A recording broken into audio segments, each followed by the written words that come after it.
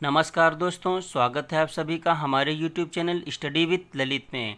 दोस्तों, आज हम करंट अफेयर्स के कुछ महत्वपूर्ण प्रश्न लेके आए हैं जो कि आने वाली सभी प्रतियोगी परीक्षाओं के लिए बहुत ही इम्पोर्टेंट हैं। तो दोस्तों, पहला प्रश्न है कि वर्ष 2021-22 में चीनी उत्पादन में शीर्ष राज्य कौन सा है?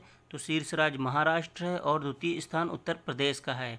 अगला प्रश्न है कि हाल ही में किस कंपनी ने भारत के पहले मेटावर्स मल्टीप्लेक्स का अनावरण किया है? तो एयरटेल ने किया है।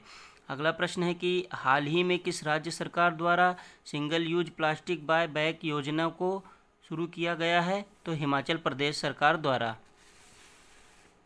अगला प्रश्न है जो कि बहुत इम्पॉर्टेंट है कि हाल ही में किस स्थान पर साओ जोआओ उत्सव मनाया गया है? तो गोवा में साओ जोआओ उत्सव मनाया गया है।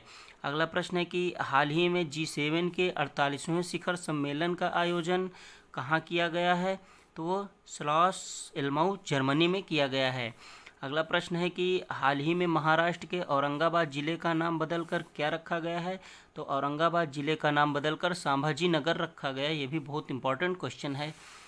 अगला प्रश्न है कि हाल ही में किस देश ने नूरी रॉकेट का सफलतापूर्वक परीक्षण किया है? तो दक्षिण कोरिया ने नूरी रॉकेट का सफलतापूर्वक परीक्षण किया है। अगला प्रश्न है कि भारत की पहली डिस्प्ले फैब्रिकेशन यूनिट किस शहर में स्थापित की जाएगी? तो वो हैदराबाद में स्थापित की जाएगी। अगला प्रश्न है कि हाल ही में किसे भारतीय ओलंपिक संघ का कार्यवाहक अध्यक्ष नियुक्त किया गया है? तो अनिल खन्ना को। अगला प्रश्न है कि हाल ही में किसने मिस इंडिया वर्ल्ड वाइड 2022 का खिताब जीता है? तो खुशी पटेल ने जीता है और ये गुजरात की रहने वाली हैं। अगला प्रश्न है कि हाल ही में संयुक्त राष्ट्र संघ के महासचिव एंटोनियो गुटेरेस ने अपने प्रौद्योगिकी राजदूत के रूप में किसे नियुक्त किया है? तो अमनदीप सिंह को नियुक्त किया है। अगला प्रश्न है कि जून 2022 में किसे केंद्रीय प्रत्यक्ष कर बोर्ड CBDT का नया चेयरमैन बनाया गया है? तो नितिन गुप्ता को CBDT का नया चेयरमैन बनाया गया है। अगला प्रश्न है कि भारत और ब्रिटेन के राष्ट्रमंडल जननायक अकादमी कार्यक्रम का आयोजन किस स्थान पर किया जाएगा? तो नई दिल्ली में किया जाएगा। अगला क्वेश्चन है जो कि बहुत इंपॉर्टेंट है कि वर्ष 2023 में G20 की बैठक किस स्थान पर की जाएगी? तो G20 की बैठक जम्मू कश्मीर भारत में की जाएगी और G20 के लिए भारत के शेरपा पीयूष गोयल नियुक्त किए गए हैं। अगला प्रश्न है कि हाल ही में किसे राष्ट्रीय जांच एजेंसी NIA का महानिदेशक नियुक्त किया गया है? तो दिनकर गुप्ता को राष्ट्रीय जांच एजेंसी का महानिदेशक नियुक्त किया गया है। अगला प्रश्न है कि हाल ही में चर्चा में रही बेतती वर्ता नदी जोड़ो परियोजना किस राज्य में से संबंधित है? तो ये कर्नाटक राज्य से संबंधित है।